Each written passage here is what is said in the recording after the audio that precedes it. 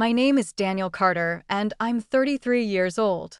I work as a financial compliance analyst now, but when this story started, I was just the responsible one in my family. The one who paid bills on time, who helped when people needed it, who believed that loyalty inside a family was supposed to mean something. The strange part is that when I think back to the moment everything collapsed, it wasn't dramatic. It was a quiet Thursday morning. I was standing in my kitchen, making coffee, when my phone buzzed with a notification from my bank. At first, I barely looked at it. Just another alert. But then another notification came. And another. 3 withdrawals. Large ones. My stomach tightened. I wiped my hands on a towel and opened the banking app. For a moment I thought the screen was glitching. Because the balance didn't make sense. Almost everything was gone. Savings. Emergency fund. Even the small investment account I rarely touched. All drained. The transfers had been authorized overnight. And the name attached to the transactions made my chest feel hollow. Emily Carter. My younger sister. The strange thing about betrayal is that your brain tries to reject it at first. You tell yourself there must be some explanation. A mistake. A misunderstanding. Because accepting the truth means accepting something much heavier. That the person who hurt you planned it. Emily had always been different from me. Where I was cautious, she was impulsive. Where I saved money, she spent it. But our parents always described her behavior as free-spirited, which usually meant everyone else had to clean up the consequences. Over the years, I'd helped her more times than I could count. Rent when she was short. Car repairs.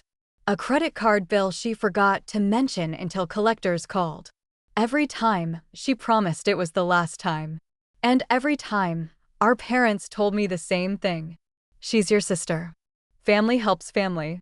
Eventually, those words stop sounding like love. They start sounding like obligation. But the bank record didn't lie. Emily had transferred nearly every dollar I had. And then she disappeared. Her phone went straight to voicemail. Her apartment was empty. Our parents claimed they hadn't heard from her, which I later realized wasn't completely true. But at the time, I believed them. For 2 days I tried to understand what had happened. I contacted the bank. Filed fraud reports. Changed passwords. Sat across from a tired-looking bank manager who kept repeating the same careful sentence. The transfers were authorized using valid credentials, which meant someone had access. And the only person who had ever used my computer while I was logged in was Emily. The strange part is I didn't explode. I didn't shout. I didn't even call my parents again. Something quieter happened instead. I accepted it. Not because it was fair, but because fighting blindly wouldn't fix anything. So I went back to work. And that's where the story changes. Because my job isn't just spreadsheets and reports. My team investigates financial fraud, money laundering, identity theft, companies that quietly move money where it shouldn't go. Most days the work is boring, slow, procedural. But occasionally something crosses your desk that feels familiar. 2 days after my accounts were emptied, a new investigation file landed in our internal system. A mid-sized logistics company flagged for suspicious transfers. Nothing unusual about that, except the receiving account. I recognized the number immediately, because it used to belong to me. The same account Emily had emptied, which meant something simple. My sister hadn't just stolen the money. She had moved it into something else. Something illegal enough to trigger a compliance investigation. And suddenly the situation wasn't just family drama anymore. It was evidence. The investigation started quietly. Internal document reviews. Transaction tracking. Cross-checking accounts connected to the company.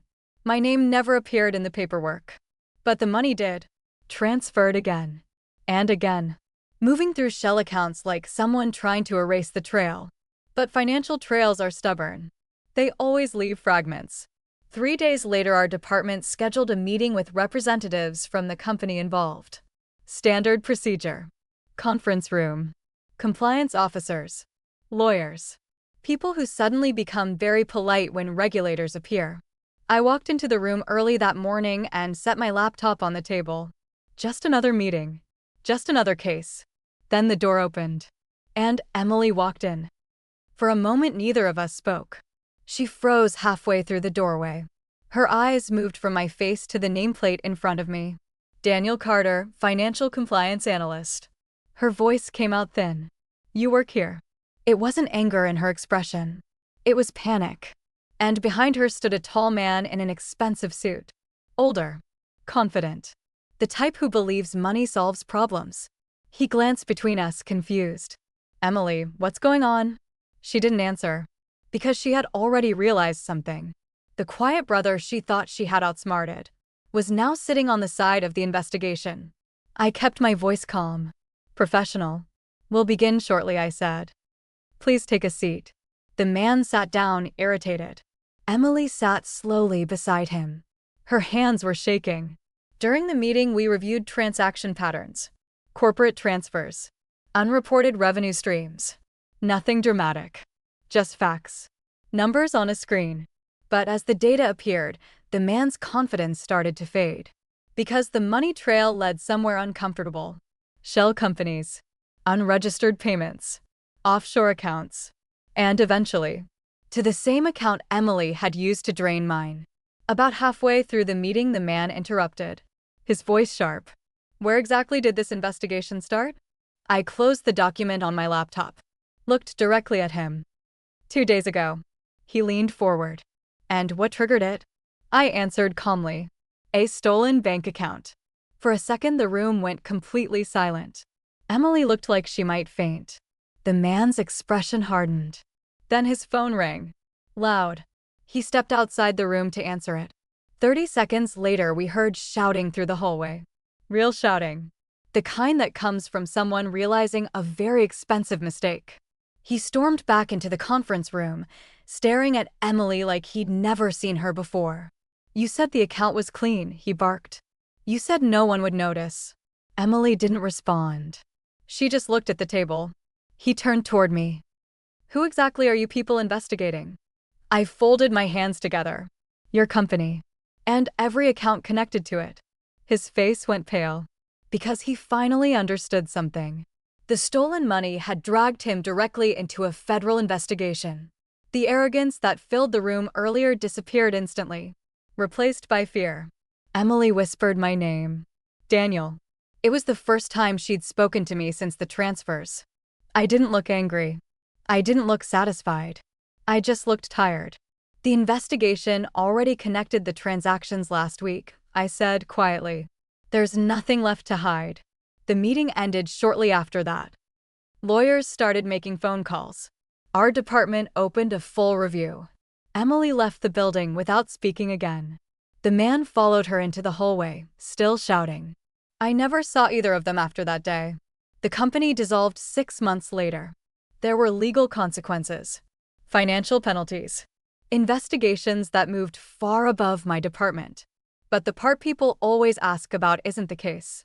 It's the family. My parents tried calling a few times. Carefully. Like people testing thin ice. They wanted to know if I would help Emily. If I would explain the situation. If I would fix things. But some things can't be fixed. Because the moment someone decides your trust is expendable, the relationship already changed. I didn't shout. I didn't argue. I simply said something that surprised even me. This isn't my problem anymore. Months later, when I think back to that Thursday morning in my kitchen, the coffee going cold while my phone buzzed with those bank alerts, I realized something strange. The worst part wasn't losing the money. Money can be replaced. The hardest part was understanding that some people don't fear hurting you. They only fear the consequences afterward. And sometimes, those consequences arrive exactly 2 days later.